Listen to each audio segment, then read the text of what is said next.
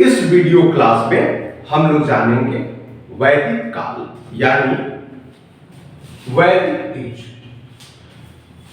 वैदिक एज हमारे हिंदू धर्म के वेदों पर आधारित है और आप जानते हैं कि वेदों की संख्या 4 है, ऋग्वेद, सामवेद, यजुर्वेद और अथर्ववेद। इन वेदों के समय में जो घटनाएं घटी उनको उसमें लिखा गया है और इस वेद पर जो जो सामाजिक सांस्कृतिक जो भी चीज है उनको उल्लेख किया गया है, इसलिए इसे हम वैदिक एज कहते हैं। इस वैदिक एज का जो कालक्रम है यानी पीरियड है वह 1500 BC टू 600 BC के समय का है। अब आता है वेद। वेद संस्कृत का शब्द है, विद धातु रूप से बना है जिसका अर्थ है जानना यानी नॉलेज।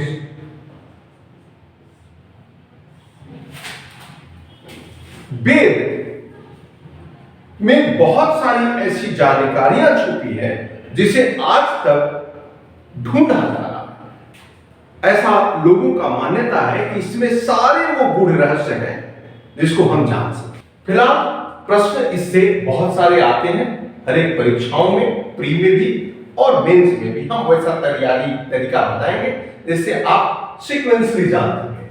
तो वैदिक एज को इतिहासकारों ने दो भागों में बांटा।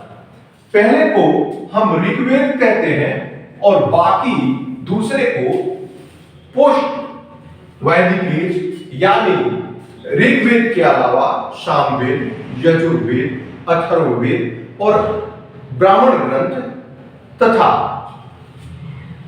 अरण्य ग्रंथ, उपनिषद, ये सारे को हम लोग पोस्ट वैदिक में जानेंगे। तो आज के इस क्लास में हम लोग ऋग्वेद के बारे में जानेंगे। ऋग्वेद जो है वो पूरे ह्यूमन का फर्स्ट कोई भी रिलीजियस एपिक है यानी मानव जाति का यह पहला धर्म ग्रंथ है। इससे पहले बाद में रचे गए जो बाइबल हो या अदर हो, लेकिन धर्म ग्रंथ के मामले में पहला ह्यूमन बींग्स का ऐसा मानना है कि यह धर्म ग्रंथ आर्यों के जीवन पर आधारित है। अब ये आर्य कौन है? तो आर्य यानी बेस्ट पर्सन, एमिनेंट पर्सन, यानी हिंदी में श्रेष्ठ कहते हैं। अगर महाभारत सीरियल आपने देखा होगा तो उसमें कहता है आर्यपुत्र यानी श्रेष्ठ, सबसे बड़े लोग। और जब ये आए तो भारतीय क्षेत्रों में इन क्षेत्रों में अपना इन्होंने निवास स्थान बनाया।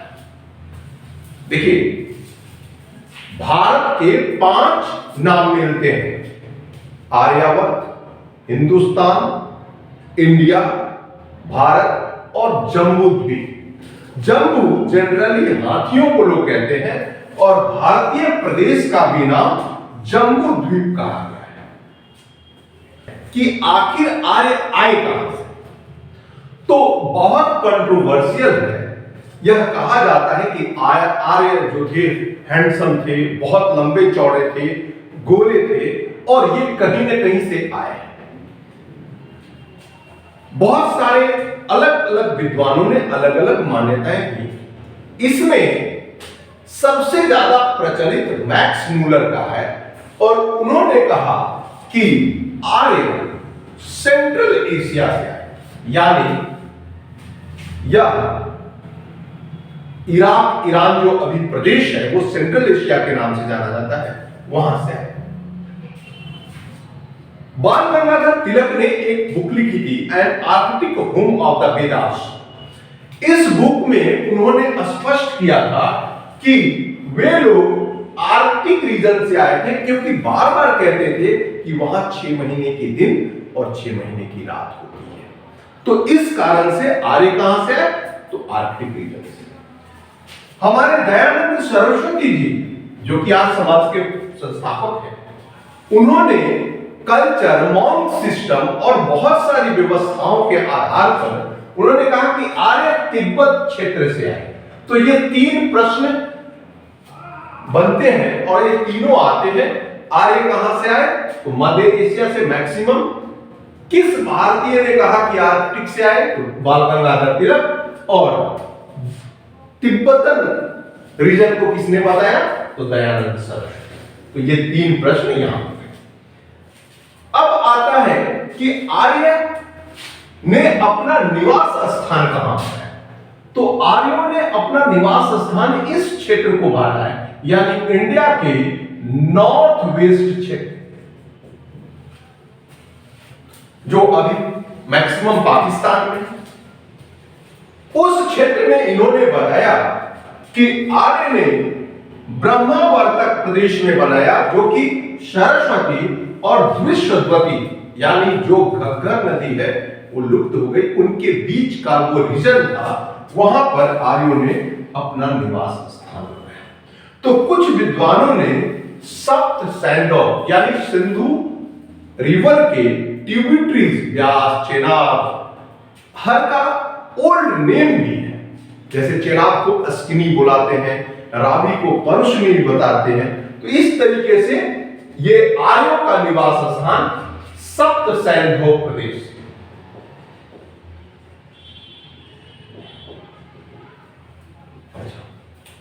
आर्य जो थे वह लड़ाकू थे।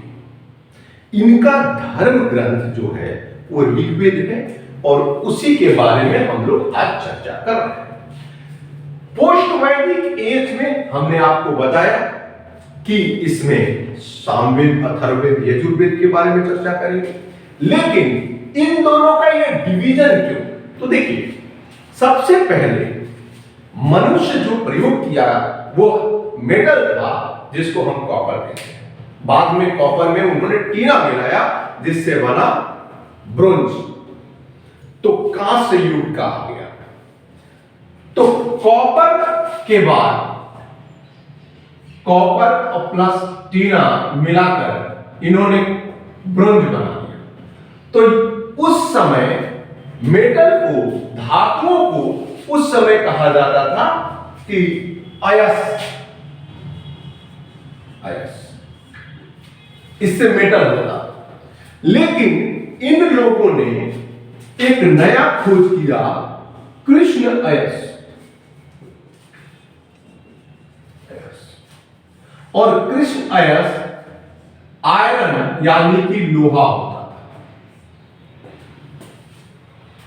और लोहा वर्तमान समय में लोहा का ही दिन है कि इतने बड़े औद्योगिक और इतनी बड़ी बड़ी बिल्डिंगें बन चुकी, यानी लौह युग की शुरुआत हुई और मनुष्य का हल में या कठोर चीजों में प्रयोग होने लगा।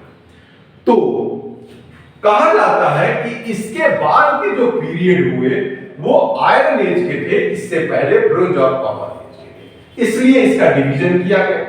और 1500 to 600 बीसी जो होता है वो प्रोटो हिस्ट्री यानी आद्य इतिहास का है, लिखित और उसके साक्ष्य दोनों मैच नहीं करते हैं।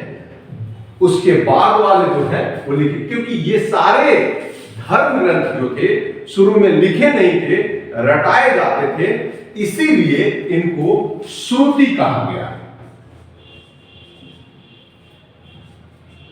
श्रुति कहे जाते हैं, यानी कि सुनकर। अब आता है ऋग्वेद। ऋग्वेद मानव जाति का पहला धर्म ग्रंथ माना जाता है। इसमें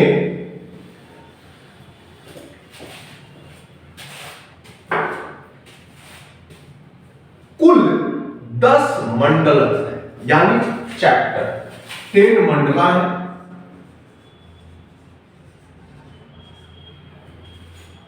ह्यूम्स जिसको हम लोग सूक्त बोलते हैं वह है 1028। इसमें भी डिवीजन, ये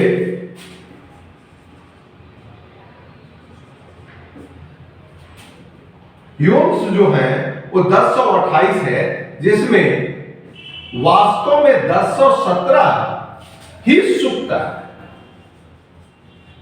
बाकी 11 बालाखिल्य है।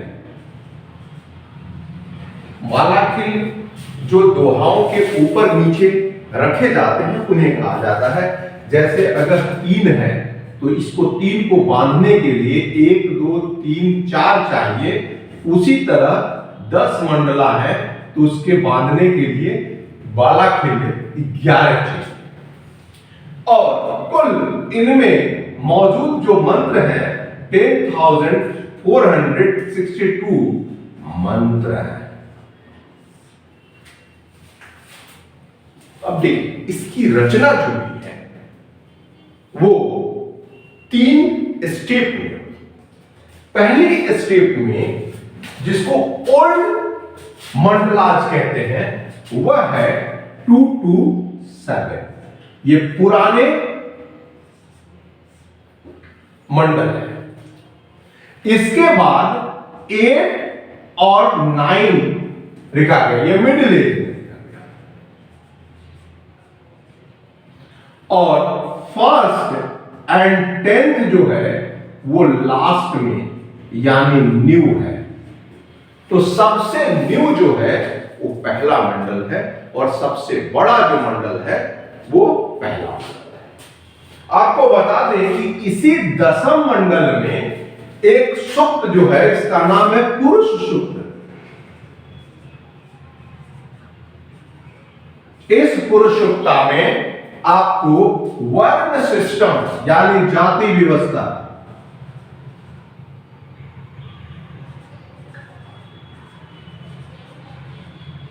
वर्ण सिस्टम मिलता है जिसमें ब्रह्मा के मुख से ब्राह्मण, भुजा से क्षत्रिय, जंघा से वैश्य और पैरों से शूद्र। यह पुरुष सूक्त में है। याद रखिए 10th मंडलास। 10th मंडलास के पुरुष सूक्त में ही मिलता है वर्ण सिस्टम। यह भी इंपॉर्टेंट है। इसका जो 9th मंडल है वो एक पौधे के लिए समर्पित है जिसको बोला गया सोम। सोम रस बनता था और सोम पौधा, सोम कहते हैं चंद्रमा को भी, और एक प्रकार का पौधा है जिससे रस निकलता है और जिसके पीने से लोग आनंद हो जाते थे। तो किसी ने मदिरा, महुआ, ताड़, ये भांग और बहुत अलग अलग नाम दिए, लेकिन इसकी पहचान नहीं की गई है। और यह हिमालय के मूंजवंत शिखर में पाए जाते थे। यह हिमालय के मूंजवंत शिखर में पाए जाते थे। इसमें गायत्री मंत्र है जो ऋग्वेद से निकलता है और ये तीसरे मंत्र में है। इसी प्रकार 10 राजाओं के बीच युद्ध का उल्लेख ऋग्वेद में किया गया है जिसमें बताया गया है कि परुष्णी यानी वर्तमान रावी के बैंक के पास 10th किंग वॉर हुआ था और इस 10 राजाओं में एक कबीला था भरत कबीला। उसके राजा सुदास ने विनिंग जीता था जिसके गुरु विश्वामित्र थे। तो यह ऋग्वेद के सिस्टम में। अब हम इस वेद में सबसे महत्वपूर्ण अलग अलग चीज की बात करें तो शुरुआत करते हैं इसका हम एडमिनिस्ट्रेशन से, यानी पॉलिटिकल सिस्टम क्या था। तो सबसे छोटा जो इकाई था वह था कुल। ये कुल जो होते थे वो प्रत्येक घर में एक कुल होता था और इसके जो मेन मेंबर होते थे उसको कुलक कहते थे, जो मुखिया होता। उसके बाद कई कुलों को मिलाकर एक गांव बनता था जिसको ग्राम बोलते थे और इसके हेड होते थे, उनको कहते थे ग्रामणी। कई गांवों को मिलाकर एक विश्व बनता था और इसके हेड विश्वपति होते थे। कई विश्व को मिलाकर एक जन बनता था जिसको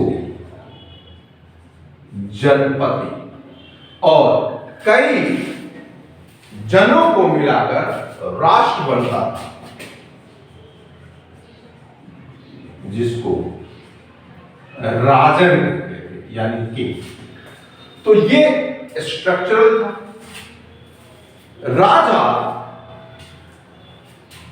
सबसे ताकतवर होता था। इसको सहायता करने के लिए एक असेंबली भी थी, जिसको वीदक है। इसके दो भाग थे, सभा एंड सदन, जो राजा को समय समय पे सलाह देते थे। आर्य लड़ाके थे, ये अनार्यों के साथ युद्ध किए। अब ये अनार्य कौन थे? तो इन लोगों ने डेफिनेशन दिया कि वैसे लोग जो काले रंग के हैं, जिनकी नाक चपटी हो, जो ऐसा ध्वनि बोलते हैं जो समझ में नहीं आता है। अब उन लोगों को उन्होंने वहां से भगा दिया, जिसे भगाने के लिए आर्यों और अनार्यों के बाद युद्ध। अब बात करते हैं सोसाइटी।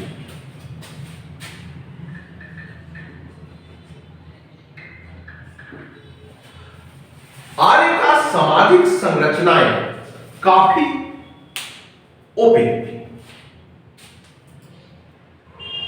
समाज में महिलाओं को पूरा सम्मान दिया जाता था। वे सभा और समिति में भाग ले सकते। शादी का उम्र निश्चित था, यानी बाल विवाह नहीं होते थे या कुप्रथा नहीं थी, पर्दा प्रथा नहीं था। तरुणों को आपस में मिलने दिया जाता था। दहेज प्रथा प्रचलित था, यानी दान दहेज देकर विवाह करते थे। लेकिन वीर पुत्रों की कल्पना अवश्य की गई। वैसी स्त्रियां जो जीवन भर शादी नहीं करती थी, उन्हें अमाचू कहा जाता था। और जो पुत्रियों के लिए दुहिता शब्द का यूज किया गया है। दुहिता जो गाय की, चूंकि कबीली जनजातियां थी, ये आपस में लड़ती थी और लड़ाई सिर्फ और सिर्फ पशुधन यानी कैटलिंग के लिए होता था। गाय जिसके पास ज्यादा है वो ज्यादा धनी है, क्योंकि एक मीडियम ऑफ एक्सचेंज लेन देन के लिए गाय का प्रयोग करते थे। हालांकि बार्टर सिस्टम था, इसके बावजूद इसकी प्रयोग। अब आते हैं धर्म के बारे में। ऋग्वेद में सबसे प्रमुख देवता थे इंद्र। इनके लिए 250 मंत्र है। इंद्र के पास एक वज्र है जिससे वो किला ध्वस्त करता था। इसलिए इंद्र को उन्होंने पहला स्थान दिया और पुरंदर नाम दिया। पुर को तोड़ने वाला पुरंदर। दूसरे महत्वपूर्ण देवता थे अग्नि, यानी गॉड ऑफ फायर। अच्छा हाँ, इंद्र को एक और दान है, गॉड ऑफ रेन, वर्षा के देवता थे, याद रहे। लेकिन जो वाटर होता था उसके देवता वरुण थे। सीजन के देवता वरुण थे। वरुण के लिए एक वर्ड है रीतस्य गोपा। इनके लिए 150 मंत्र। अग्नि के लिए 200 मंत्र। अग्नि को अतिथि यानी गेस्ट कहा है, गॉड ऑफ गेस्ट। जो हम आहुति डालते हैं अग्नि में, अग्नि उसे धुआं में बनाकर और देवताओं तक पहुंचाती है। सन, जिसको सूर्य कहा गया है, वो प्रकाश के देवता थे। फिर सावित्री, यह भी लाइट की देवता थी, बिजली की भी देवता था। पूषण के बारे में कहा जाता है कि पोस्ट वैदिक काल में वो शूद्र के देवता हुए, लेकिन इससे पहले कैटल यानी पशुओं के देवता, यानी ऋग्वेद में वह पशु के थे और पोस्ट वैदिक में वही बदल गए शूद्रों के देवता। इसके अतिरिक्त पृथ्वी, उषा जैसी कई फीमेल देवताएं। ऋग्वैदिक काल में सबसे इंपॉर्टेंट रिवर के बारे में, इसमें इंपॉर्टेंट रिवर सिंधु थी।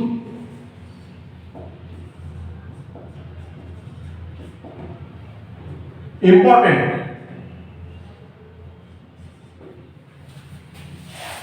अगर हौली यानी पवित्र नदी की बात करें तो वह थी सरस्वती,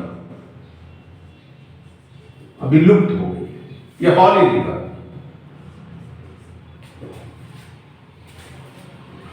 गंगा का उल्लेख एक बार और यमुना का मात्र 3 बार ऋग्वेद में उल्लेख है।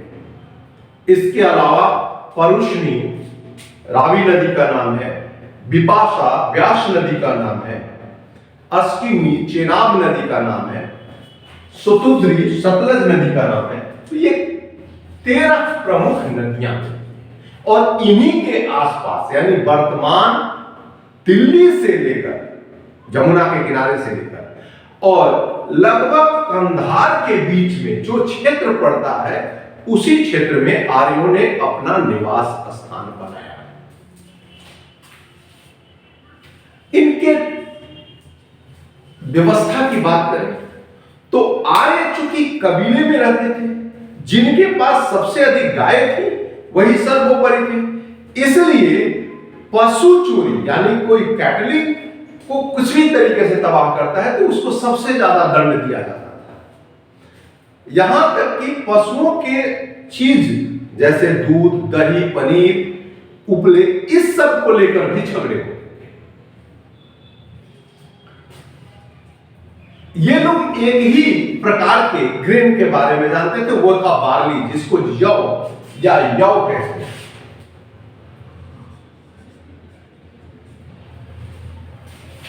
मात्र वर्षा ऋतु में इसका उत्पादन होता था, चूंकि लड़ाके थे। वैदिक पीरियड का सोसाइटी बहुत ऊंचे स्तर में था। उनके पहनावा पुरुष और स्त्री दोनों दाढ़ी मूंछ बना सकते थे, दोनों आभूषण पहनते थे। नीचे के वस्त्र को नीवी कहा जाता था, टोपी को उसनिक कहा जाता था। एक विशेष प्रकार के चादर ओढ़ते थे जिसे वे दुकुल कहते थे। ऋग्वेद में मेनली प्रेयर्स है। पूछता है प्रश्न, अगर हम बात करें कि ऋग, साम, अथर्व एंड यजुर, तो इसमें प्रेयर्स है यानी स्तुतियां हैं। सामवेद में music, origin of Indian music यहीं से, यानी गायन के लिए अथर्ववेद, हालांकि ये 4थे स्थान पे है, और इसमें ब्लैक मैजिक यानी भूत प्रेत, जादू टोना, अंधविश्वास, और जो यजुर्वेद है इसमें जो धार्मिक कर्मकांड होते हैं उसके बारे में। इसलिए आप अगर पढ़े होंगे तो ऋग्वेद के ही मंत्रों से इनकी रचना की गई। आपको बता दें ये पोस्ट वैदिक में आते हैं। तो हम लोगों ने यहां के सोसाइटी के बारे में, इसके पॉलिटिकल इशू के बारे में और इसके एडमिनिस्ट्रेशन या रहन सहन के बारे में हम लोगों ने कहा। इसका दूसरा पार्ट हम नेक्स्ट वीडियो में बताएंगे, जो पोस्ट वैदिक यानी उत्तर वैदिक काल से है, और उसमें ये ऋग्वेद के अलावा ये अदर्स जो वेद हैं, सामवेद, यजुर्वेद और अथर्ववेद, और उसके अतिरिक्त जो अन्य ग्रंथ पुराण लिखे गए हैं उनके बारे में चर्चा करेंगे। Thank you.